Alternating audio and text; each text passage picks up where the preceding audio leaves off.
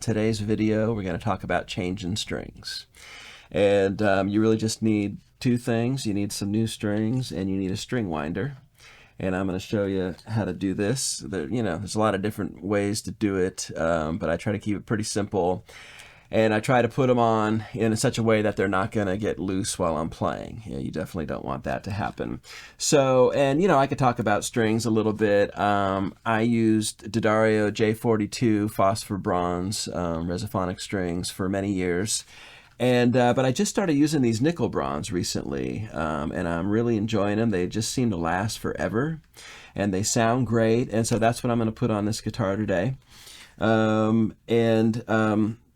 The only thing that I do different when I change strings, and I've just always done this, I think since I was a kid, most Dobro sets come with a 16 on top. And I like to use a little thicker string, so I get these single 17 thousandths plain steel from Dobro.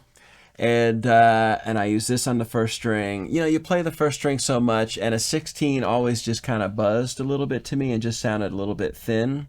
And so a 17, I feel like it gives me a bigger tone on that first string, a warmer tone. And so that's the only change that I do. And so you might try that if you want, and maybe you'll hear a difference. Maybe you won't hear the difference. But it's something that I've just, kind of always done. They are color coded. You'll notice the tips on each string is a different color. And they usually wrap these like two at a time for some reason, like two strings at a time. I typically start on the low end of the guitar, so I'll change the 6th string first. And so the 6th string is that gold colored one, brass colored string. So I'm going to undo both of these.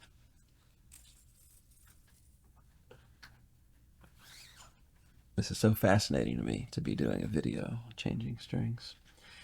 I've never explained it this closely before, so hopefully I shall do it right. So I just kind of get this one ready. And one important thing is I think you want to change the strings one at a time, because obviously when you got 6 strings running across your bridge here, that's a lot of pressure on the cover, not the cover plate, but on the resonator. And so that resonator gets comfortable. It finds a sweet spot after just being on your guitar in that position for a long time. If you take all the strings off, you loosen all that pressure, and the bridge and the cone might move around a little bit. And so I don't want that to move unless I really have to take the whole guitar apart and I'm working on something else. So when I change strings, I change them one at a time so that I maintain this constant pressure on the bridge and the resonator. So that's something I would recommend doing. So now we get to talk about our cool tool here. Most people call it a string winder, and it has 2 parts. This part goes around the actual tuner, and it lets you loosen the string very quickly, and it's easier than doing it by hand. And it's it's just a great invention. And then it also has a string cutter on the other end. I think I got this from a Dobro also. There's a lot of different kinds of these. So you got your string cutter here, and then on the other end built in is a string winder. So this is a great tool because you just need one. It's something that used to be 2 tools, and now they've combined them. So let's go ahead and loosen the 6th string. Again, I usually start on the low end. See, it just fits on there perfectly. And then I usually just strike the string and make sure I'm going the right way, which is I want to loosen it so it should get lower. There we go. And I'll go slow, but I mean, you can really go fast if you want. And then I grab the string and I just maintain a little bit of pressure on it so it comes out nice and cleanly, and I just keep spinning. And sometimes, and we're going to talk about this when I put the new string on, but you see I've crimped it here, and so that keeps the string from sliding out at all. So that's a good thing. I'll tell you more about that in a few minutes. But sometimes you might need to fold that end under your string and then just pull the whole thing out when you get towards the end of the string. Okay, so then you come down here to the other end, and this is called the tail piece.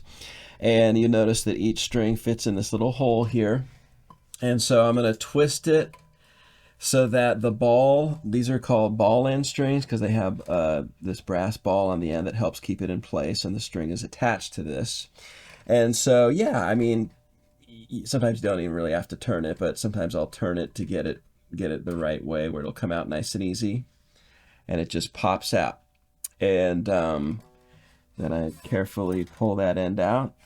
And then I actually recycle these because D'Addario has a thing for artists where we can recycle our strings. So I will set that over here. Okay, so that's how you take a string off. Now I'm going to grab my new string and I'm going to double check. Again, it's the thickest one. It's also got the brass color tip here, ball end. And so usually I come through, there's a hole in between in the bridge and the palm rest, excuse me.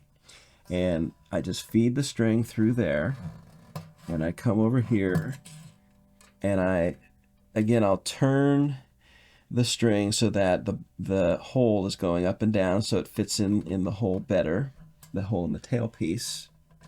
Twist it around so it's sideways, the ball, in other words, the barrel is like that way, not that way, and that helps keep it from coming out of the hole in the tailpiece.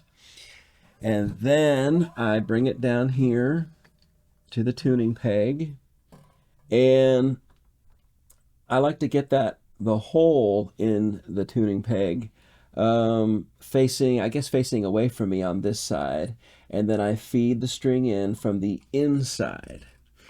And I pull it not all the way through because you want some slack, so I won't pull the string all the way tight to the fingerboard. I'll leave some slack so that I can tighten it, and that helps keep your string nice and tight so it doesn't slip out at any time while you're playing. Okay, now the big thing I do here, and there's probably different ways to do this, but I crimp the string on the outside of the string.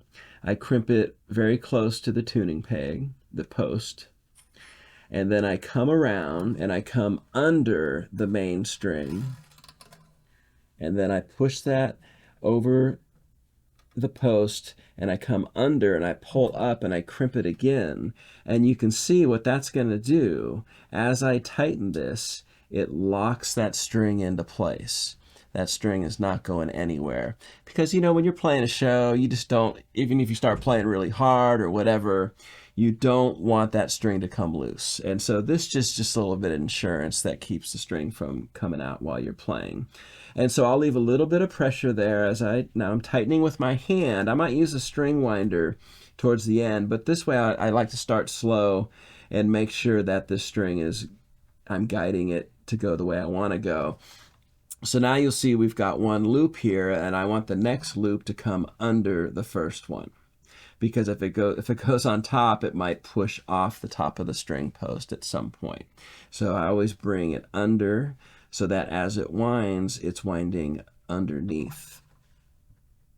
And then I pop, when the string gets a little bit of tension, I pop it in the nut here, and I'll also double check down here that the string is in the right slot, the 6-string slot of the bridge, and you can hear it go in.